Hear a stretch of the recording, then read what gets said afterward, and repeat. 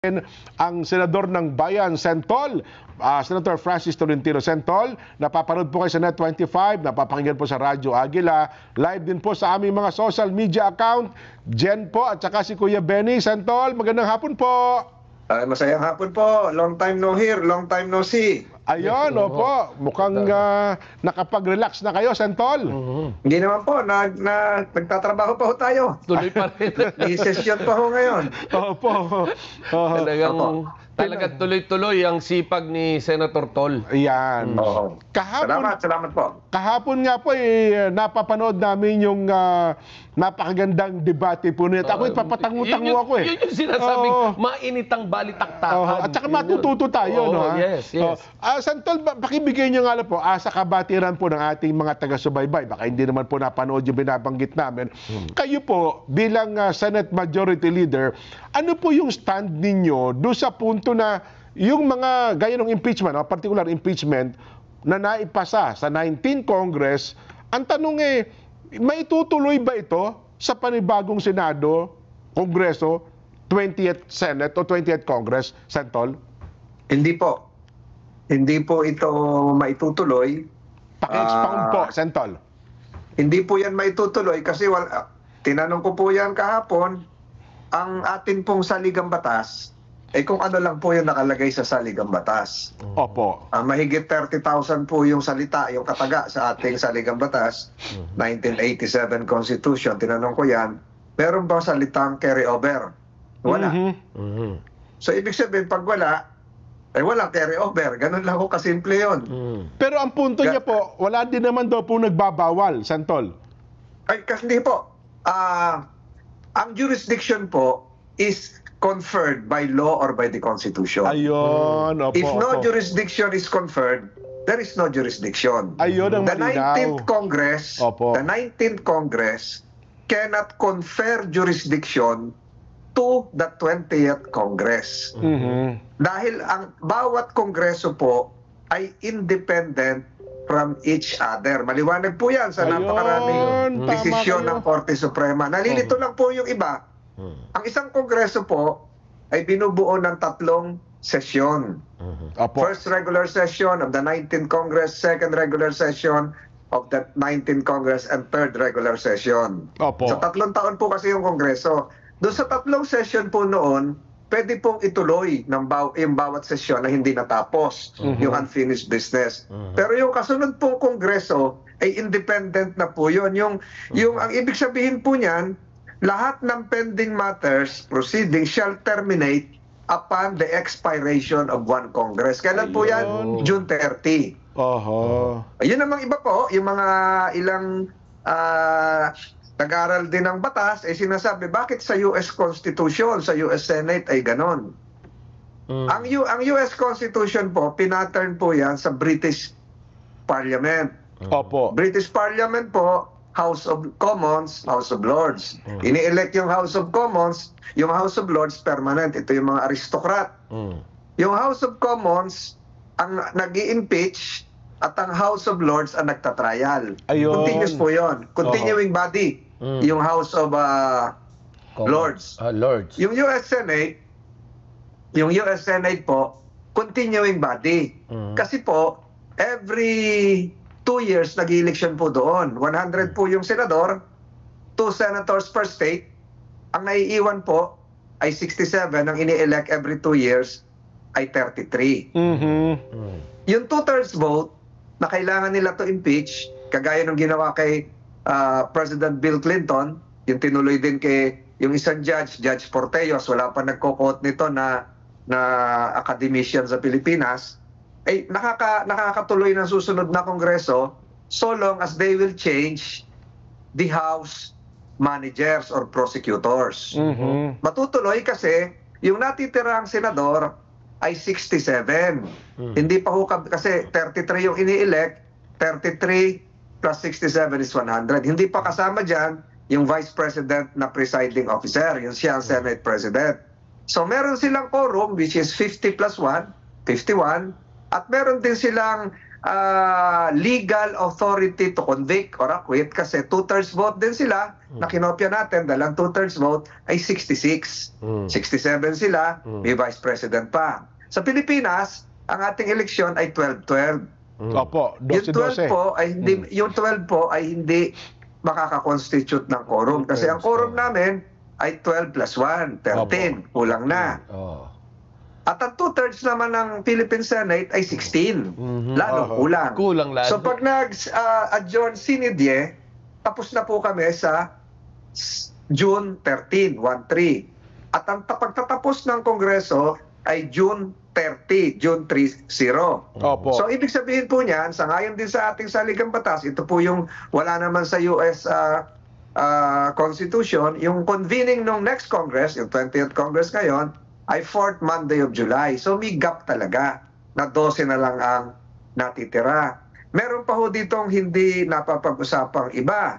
Kagaya po ng pagra-ratify ng mga treaties, ng Senado po ang nagra-ratify niyan, Opo. hindi na kami makaka-ratify ng treaty kasi ang kailangan din ay 2/3. 2/3 ng bill. 2/3 Opo. din sa mga treaties. Kaya stop na talaga pagdating po ng June 30. Kaya sinasabi ko po, pagdating ng June 30, magkakaroon ng functional dismissal by operation of the Constitution. Kahit wala kaming i-declare, Aha. kahit walang motion, tapos na po yun. Kasama po Pag yung sinabi impeachment. pong tatawid sa 20th Congress, Opo. ano naman ang authority ng 20th Congress? Wala.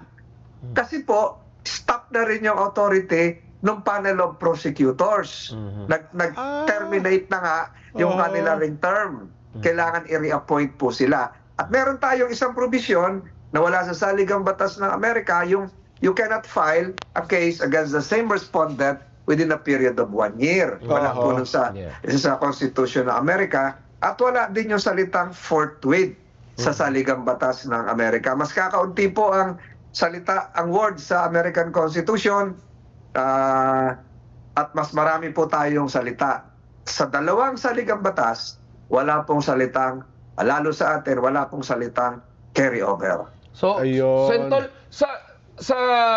dahil sa ngayon ang dami agam-agam at maraming nakabitin ng mga katanungan sa isipan ng ating mga manonood. No po, ano po ang aasahan ng ating mga kababayan pagkarating ng June 30?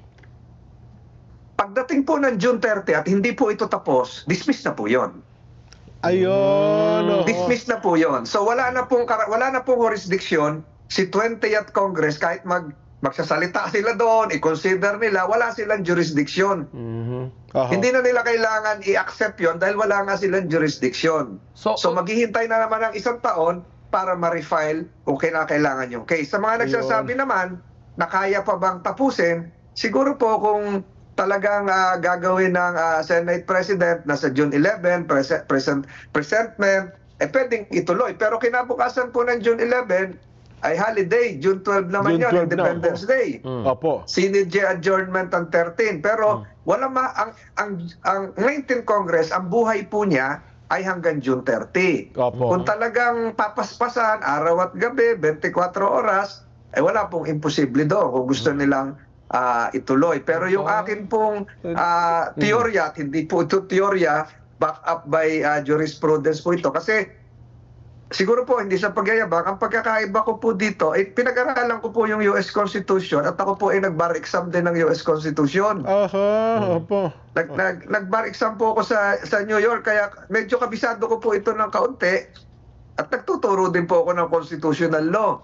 Yung huli kong tinuruan nga ay dyan po sa New Era, New Era University. College of Law. Opo. So ibig ko po sabihin, all pending matters shall terminate upon the expiration of one Congress. So pati Kailangan po yung kapangyarihan ng prosecutors, pati yung kapangyarihan ng 19th Congress, tapos na pala yun. Tapos na na. po yon. Kaya kahit po yung Bill Clinton case, yung Trump case, nag-reappoint po sila ng bagong mga prosecutors. Subalit nag-carry over sila sa US Senate kasi nga doon sa mga pinaliwanag ko kanina. Dalawa lang po ang na-impeach pa sa US Senate, si President Andrew Jackson at si President Bill Clinton. Although na-filean din ang case si President Trump. Sa lahat-lahat po, ay kasama yung mga judges sa US, ay 19 pa lang ho lahat yan. Simula po nung 1789 US Constitution. May mga inibigay na halimbawa sa isang proper court anya, halimbawa, ikaw ay may kaso, ay nag-resign yung judge. O kaya naman halimbawa ay nawala yung judge. Nag-retire. Nag-retire yung judge. Opo. Mapapalitan lang anya yung judge, pero yung kaso mo Opo. nakadakit lang, nakaandun lang Tama daw po po. yan. Opo. Tama po yon, kasi may jurisdiction na binigay ang batas para dun sa husgadong yon. Ayun. Ang jurisdiction na binigay ng saligang batas natin Opo. ay yung impeachment court para dun po sa kongresong yon. Yung kongreso ng 19th Congress ang nag-file Opo. at yung Senado ng 19th Congress ang impeachment court. Opo. So, wala pong karapatan ang 19th Congress na ipasa po ito sa 20th Congress. Ang nagbibigay po ng jurisdiction ay ang batas o ang saligang batas. Ayun. Ano po ang magpiprevent sa 19th Congress na ipasa ito sa 21st Congress o sa 22nd Congress, kung ganun po ang logic ng kanilang pag-iisip. So, patay na po yan. It automatically dies. Kaya po yung term ko po kahapon, functional dismissal. Wala kaming gagawin, wala nang gagawin ng respondent, patay po yung kaso. So sa June 30 po, Sentol, wala tayong inaasahan na magkakaroon pa ng mainitang balitaktakan at magkakaroon ng botohan. Baka ho merong mga abogado de Campanilla na magsalita ng ganyan. Tingnan niyo po, pag Opo. kami ay nag-expire na sa June 30, kasama po ako at yung mga ilang kasama ko, wala naman po kailangan motion pa kaming i-file na kami ay magte-terminate na ng trabaho. Wala kaming kailangan na resolusyon na si Senator ganito ay nagpaalam na. Wala na ho, automatic na po yun. There is a constitutional clock.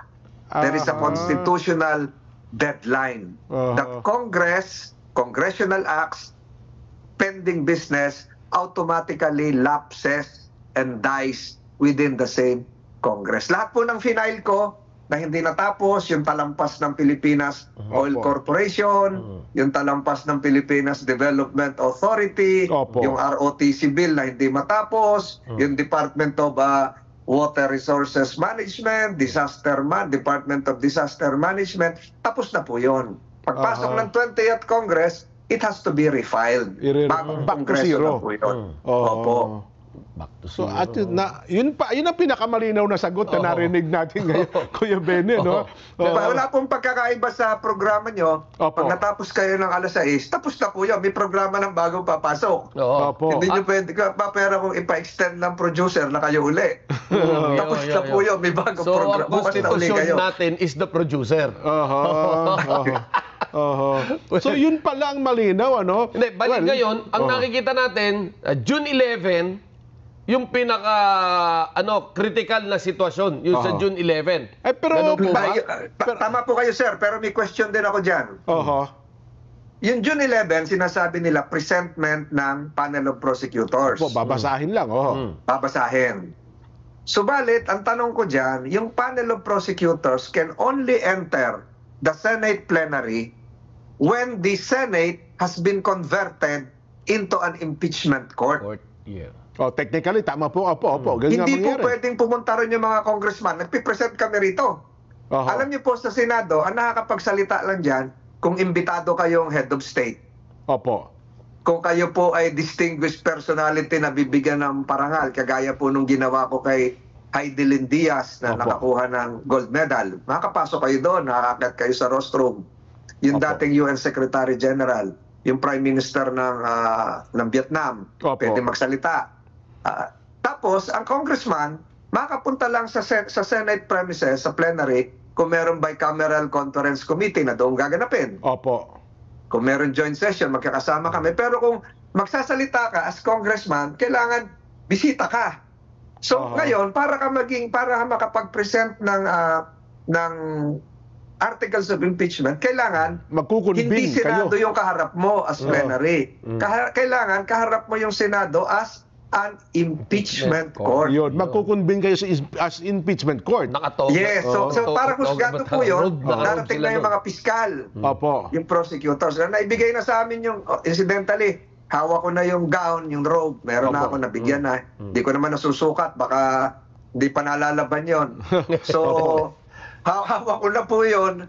Subalit, kailangan mag-oath muna. May proseso yon. Opo. Ang sinasabi kahapon sa mga debate, pwede raw mag-present ng hindi pa impeachment court. Parang mali. Kasi ang kinukuha nilang practice ay yung practice sa US. At Opo. sinasabi ko kanina, yung practice sa US baka hindi applicable lahat dahil yung sinasabi ko po, kakaiba nga. Oho. Na sila ay may natitirang 67. Opo. Tayo ang natitira ay 12 na lang. Subalit, yung ginaya po natin yung US Constitution no 1935 Constitution, yung kanunahan nating saligang batas, huwag na natin banggitin yung Malolos Convention, yung Opo, ano-ano. Nung ginaya po natin yan, ang eleksyon po ng senador noon, kasabay ng congressman, ay 8-8-8. Oho. 8-8-8, 24 din. Bawat eleksyon, 8 i-elect. Kaya may naiiwang senador noong 1935 na 16. 16, 8-8. Na merong quorum dahil 13 ang quorum at sufficient to convict or acquit. Oho. Na bago po yan ang mga susunod na saligang batas. Yung po yun. Kaya yung mga jurisprudence na sinasabing continuing ay base po yun doon. Halimbawa yung Arnold case, Arnaldo versus Arnold, ay base po doon sa 1935 Constitution na ang eleksyon natin ay 8-8-8. Eh ngayon, ang eleksyon natin, 12-12 every 3 years. Oho. 12 senador. Kaya... O, dati po, 8-8 lang. Tigbo 8. Oho. So doon sa punto na ang sabi nila, ang Senado ay continuing body. Tama, continuing body, pero wala kayong, hindi Continuing majority. body po yun, pwede pong magpasweldo, pwede pong maintain yung administrative functions, pero hindi po continuing business. Magkaiba po yun.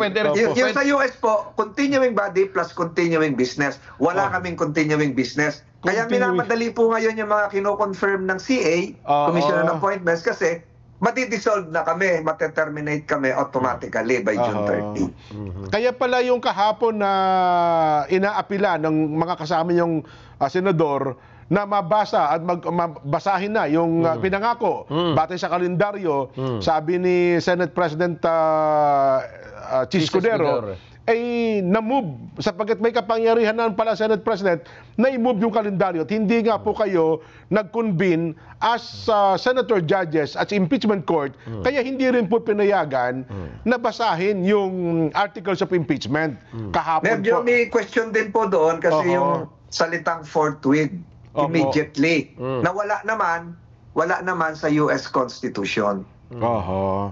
Dito sa harapan ko po siguro 4 ang kopya ko ng US Constitution dito na maluma-luma na. Opo. Nandito po lahat yan. Pero sa US Constitution na mas kakaunti ang salita na walang 2,000 words, ay makikita po natin na wala din yung mga carry-over.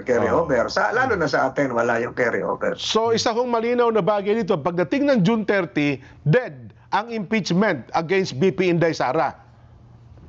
Dead po yan, pero nakikinita ko po dyan. Opo. Siyempre may magsasalita, ako nakapag-issue na ng statement. Pagpasok po ng 20th Congress to formalize, meron din siguro, nothing would prevent the 20th Congress from adopting a resolution. Subalit, hindi po sila basta-basta pwedeng magbutuhan to determine whether they have a jurisdiction. Alam niyo po kung bakit? Opo.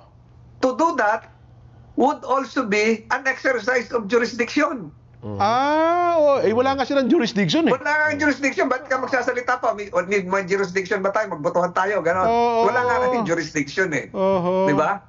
So lahat po yan ay magiging violation ng Constitution. But nothing can prevent them from issuing a declaration para matapos na. Just like the 19th Congress, kahit po hindi kami mag-issue ng declaration sa 30 o sa 13, June 13, ay automatic na po yun. Automatic na. Pero mas maganda rin, may formal declaration. Kaya po yung ginawa ko po kahapon for documentary purposes sa mga mag-aaral ng batas, pag umakyat ng Supreme Court, yun na po yung nilatag po ni Senator Tolentino. Ayun. So, sana, wish ko lang, Kuya Benny, may nakikinig sanang magiging senador sa 20th Congress para, bakit nasa minute naman po ninyo, no? Nasa minute po ninyo yan, at saka sa linaw ng paliwanag ninyo ngayon, Santol, ay pwede nga, tama, gagamitin ito sa pagpasok ng 20th Congress. Naniniwala po ako na yung mga sinabi ko po kahapon, hindi sa pagbubuhat ng sariling bangko, ay gagamitin ng mga bagong senador. Kung nakikinig si Senator-elect Marcoleta, ay binibigay ko na po sa kanya yung mga footnotes ko para gamitin lahat yun. So, kung dead na yung impeachment, technically, kung tatanggapin natin po yung argumento po ninyo, yun naman ang binabanggit ninyo ang tama, next year na, kung talagang gusto nilang i-push ang impeachment against BP Inday Sara.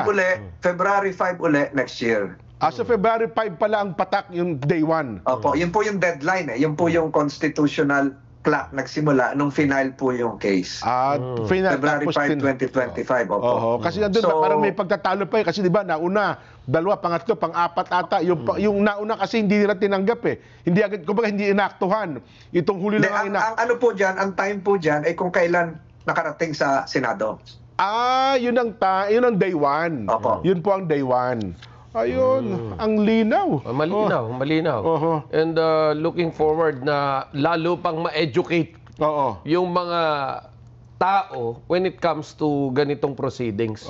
Napakalalim nito. Kasi kaya kailangan natin ng isang sentol talaga sa Senado eh. Magpahinga muna ho ako. Magpapahinga muna ako at para nakikita ko, wala na kayong kape dyan. Makikikape na lang ako sa inyo balang araw dyan. Dito kayo. Balik na ho kay Rito. Balik muna kay Rito. Hinihintay namin kay Rito. Alam mo, magpahinga lang sa Senado, pero dito po sa ganang mamamayan, hindi kayo magpapahinga. Magpapahinga-hinga muna tayo ng kaunti at maraming gawain na kailangan tapusin din, lalo sa kalusugan. Ayos muna tayo na. Health is wealth. Health is wealth. Tandaan nyo po yan. Kung huling nagkausap po tayo, yan yung pinag-uusapan natin. Health is wealth. Muli po, salamat sa pagkakataong na ibigay nyo sa akin na marinig Teka lang po, Santol, doon sa punto na lang na yung 11 prosecutor, so pagdating ng 20th Congress, bagamat sa Kamara ito, maghahalal ulit sila ng wala na pala silang iharal kasi kung dead na. Wala na rin po silang, wala na rin yung composition ng... Congress can refile the case sa susunod pang taon. Sa susunod pang taon. So wala na rin palang saysay yung kay Dilima at kay Chel Jokno kasi sasama sa bagong... I-refile nila yun, so panibagong botohan na naman sa Congress yun. Dalawang ano kasi yan eh, pwedeng idahan sa Committee on Justice at pwedeng direct filing, yung 1/3 nila. So, pwedeng gawin gano'n. Pero mahaba-haba po yan. Hindi natin ma-speculate kung ano po ang mga mangyayari. Pero sa ngayon po, sa nakikita ko, kasi nga kung June 11 ang presentment, tapos kung aakto kaagad ang Senate President na mag-i-issue ng summons, 10 days to answer, yun ay June 21 na. June 21 ay magkakaroon ng pre-trial, siguro palagay mo na ng 5 araw yan, o di June 26 na, may 4 na araw for trial. Kung talagang pipilitin na araw-araw na 24 oras, ay kakayanin siguro na. Pero parang imposible na po mangyayari yan. Sentol, Sentol, ikaw lang ang nakatayo dyan ng gano'n. Nakahapon na functional dismissal na yun. Pero kayo din po naman ang chairman ng rules, natitirang session, parang ilan pa po yung dapat ipaihabol natin under po ng LEDAC, yung urgent bills. Meron pa ba kayo may hahabol para maging batas? Merong hinahabol yung yung right of way, yung right sizing na approve na kahapon. Marami mga local bills, yung mga ospital, yung mga pangalan ng kolehiyo, yung pagpapalit ng pangalan ng barangay sa Muntinlupa, sa maliliit na po yon, sa Bacoor, yun ay mga naihabol kahapon. Kanina may nagawa din. So, ilang araw na lang po ito na pagkatapos po nun. Kaya nga hinahabol. Kasi nga magte-terminate na. So, hindi rin pwedeng ipasa ito sa 20th Congress. Wala akong major legislation na talagang minamadali po as of this time. Yung right sizing bill, na madali na yon, ayos na yon. ito pong right of way bill, hindi ko alam kung maihahabol, period of amendments pa yan. Sa ngayon, wala na akong masyadong nakikita pa. Pero napakarami na na mga batas, mga panukalang batas pa na ay, alam niyo po kaya hinahabol? Kasi nga mag-terminate na. Mag-terminate na yung term ninyo. Kaya wala nang carry over yun. Diba? Kasi kung may carry over yan, ba't magmamadali? Di pasa sa 20th Congress, di ba? Sila na magtuloy. Kailangan doon, pagdating ng 20th Congress, i-refile na. Kasi the same is true with impeachment. Kasi pinupunto nila, sabi, hindi, ang impeachment court, sui generis ito eh. Kapag tama po. Pero yung kagaya po ng mga regional trial court, Court of Appeals, permanent po yun eh. Ayun. Permanent po yun, kahit magpalit yung judges, araw-araw po, may hearing yun. Nandun talaga yung court. Pero ito pong impeachment case, this is an ad hoc impeachment trial court. Bihira lang ito maitatag. At may lifespan po ito. Yung lifespan po ito ay yung Congress kung saan nagsimula yung kaso. So yun ding kongresong yon ang magtatapos ng kaso. Malaking pagkakaiba po sa mga RTC o MTC na pwedeng palitan yung judges kasi continuing court talaga yun, may jurisdiction yun na binigay ng batas. Ito po, ang jurisdiction, ang nagbigay lang ay ang saligang batas. Binigay doon sa kongresong yon at hindi pinapasa sa ibang kongreso. Kaya yung nagtasabi na may continuing, ituro nyo sa akin kung saan nakalagay na sa batas na provision yun sa saligang batas. Wala naman sila maituro, di wala. Ayun. Sentol, nako, salamat po ng marami. Salamat po. Natatapos man ang term, pero ang termino nyo po sa ng mamamayan, hindi po natatapos, Sentol, ha? Forever. Continuing. Forever to forever. Anytime dito po. may forever. Anytime Saka po. po tayo magkikita-kita dyan ng personal, medyo lakas-lakas muna tayo ng pangangatawan at maraming mga pansariling mga gawain po muna. Subalit, nagpapasalamat po ako sa pagkakataong binigay nyo ngayon at sa mga pagkakataong binigay nyo ng mga nakaraang buwan, taon, isang dekada na tayo dyan. Higit pa. So, lahat po ng mga karanasan natin at ating ugnayan ay panghabang buhay ko pong tinatanaw na utang na loob. Salamat po. Salamat po. Yung continuing jurisdiction nyo po rito, huwag nyo kalilimutan. Ayan. Senator Francis Tolentino, ang linaw ng paliwanag niya. Ang linaw, malinaw. Ayan. Ayun. Check ako, nakikinikinita ko na naman, Kuya Benny, na ang ating episode ngayon ay maraming magkikerry. Ng mga vloggers, content creators, sa mga influencers. Para namang balance rin, no? Siguro baka pwede makuha rin natin si Senator Coco. Hindi, pero ang linaw na nito eh. Ang linaw na. Matanong din sana natin para ano yung sinasabi niya. Alam mo rito kasi, minsan, dahil nga naman yung batas, yung isang salita lang, napakaraming interpretasyon. Pero ito malinaw eh. Malinaw naman na sinasabi talaga, nasaan yan? Nasaan yung sinasabing carry over? Wala diba? So since wala yun, we can consider it. But ano yun ang nagsasabi naman na pwede mo i-carry over? Di ipapaliwanag naman nila yun. Ang naging punto na niya kahapon wala din daw kasi nagsasabi na walang carry over. So parang tahimik. Pero ang ganda ng punto ni Sentol. Sabi niya, wala nga ganun pero wala namang jurisprudence eh. Diba? So, hindi, sabihin na nga natin na yun na nga, no? Na sinasabi nila na pwede. Okay? Pwede. Saan nakalagay? Yan. Wala sa konstitusyon. Ang pinakamataas na batayan natin para sa isang aksyon dito sa ating pamahalaan, ang konstitusyon. Yan. Wala nang masihigit pa riyan, kundi ang utos na lang ng Diyos. Yan. Di ba? Yun na lang yun. Di ba? Ang tinig ng taong bayan. Ang tinig ng taong bayan, di ba? Vox Populi, Vox Dei.